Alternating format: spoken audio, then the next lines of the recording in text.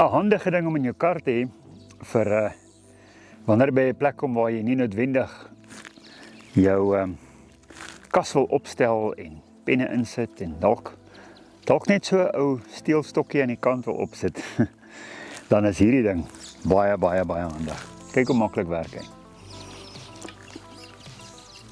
En hy is precision made. Daai ouetjie kom uit, draai hom mooi vas op die hoek wat jy wil hê. Daai ene los, skuif hom waar jy wil. Hierdie ouetjie klip uit, en draai hom soos wat jy hom graag wil hê.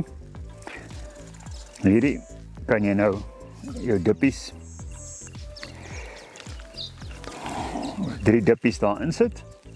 En kyk hoe oulik is hierdie.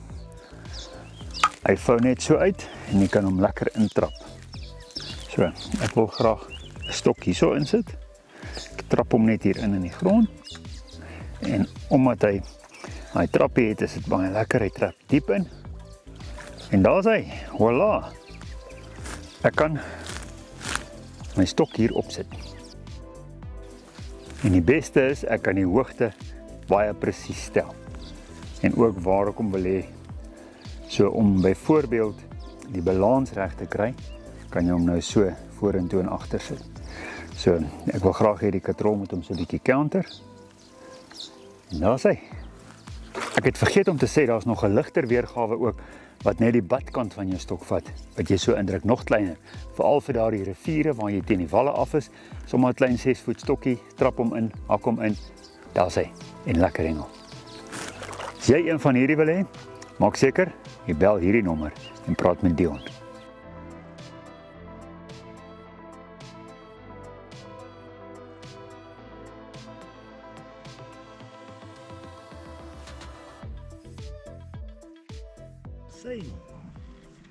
Hierdie ou steentjie werk lekker, hoor. Jy kan hom sommer net hier so neersit tussen die grasie. En daar is die vis aan. Perfek. Ek hou daarvan dat jy sy hoogte kan stel, of sy angle eerder, sy hoek. Allee, vis is aan. Onthou, skakel vir Dion van Tonder en bestel joune. Jy kan hulle 'n paar bestel en verskillende kleure. Daar's tot pink is vir die dames.